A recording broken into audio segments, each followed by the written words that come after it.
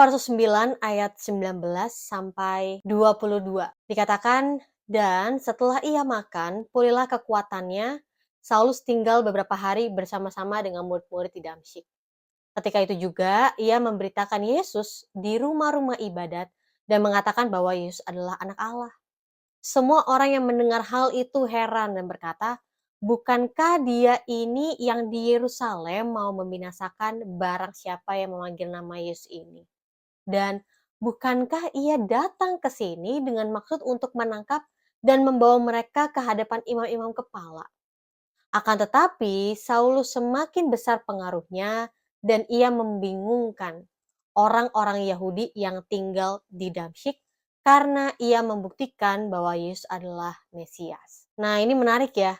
Dari sebelumnya penganiaya jemaat Tuhan bertobat menjadi pelayan Kristus. Dari penangkap jemaat menjadi pendiri gereja Tuhan di berbagai daerah. Khususnya orang-orang Gentiles, orang-orang non-Yahudi yang akhirnya mendengarkan kabar Injil dan mau menjadi percaya.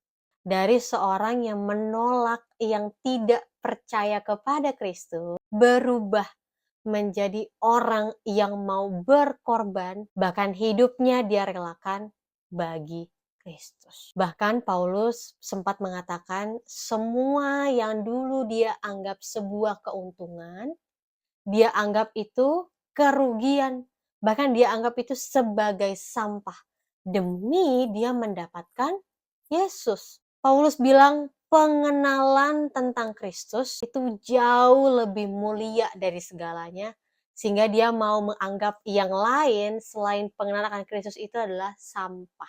Jadi kalau ada yang menganggap kita bodoh karena kita percaya kepada Kristus, ada orang yang merendahkan kita karena kita mengikut Yesus, biarkan aja.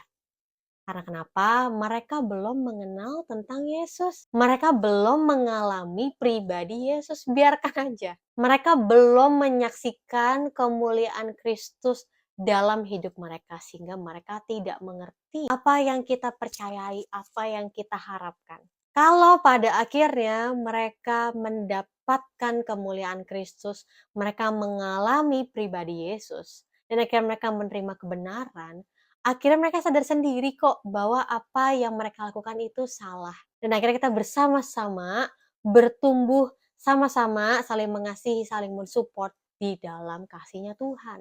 Fenomena pertobatannya Paulus, perubahan hidup Paulus, itu semakin tersebar luas. Jemaat juga heran, gimana bisa orang yang menangkap jemaat Tuhan justru sekarang yang memberitakan tentang Injil. Sebenarnya Paulus sih lagi buat siasat untuk menangkap jemaat Tuhan lebih banyak. Ilmu dan pengalaman yang Paulus miliki sebagai orang Farisi, yang sebenarnya bisa untuk menjadi kebanggaannya, kesombongannya, untuk mencari keuntungan lebih banyak, terus pakai itu semua untuk memberitakan Injil, untuk menyampaikan bahwa Yesus adalah Mesias. Dari peristiwa ini, saya belajar di dalam Kristus itu ada harapan.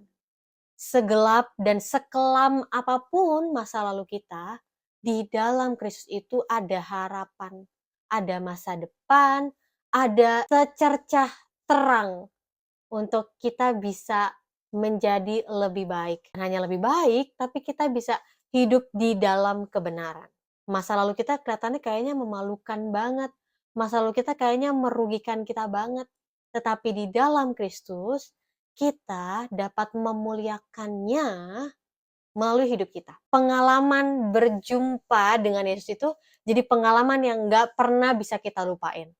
Karena itu adalah pengalaman yang begitu berharga. Tapi Paulus kasih teladan bahwa ya perjumpaan dengan Yesus itu luar biasa, tetapi hidup di dalam Yesus, hidup berjalan bersama dengan Yesus, itu harus seimbang. Harus menunjukkan kepada orang sekitar kita bahwa hidup yang kita jalani sekarang ini hanyalah karya Kristus.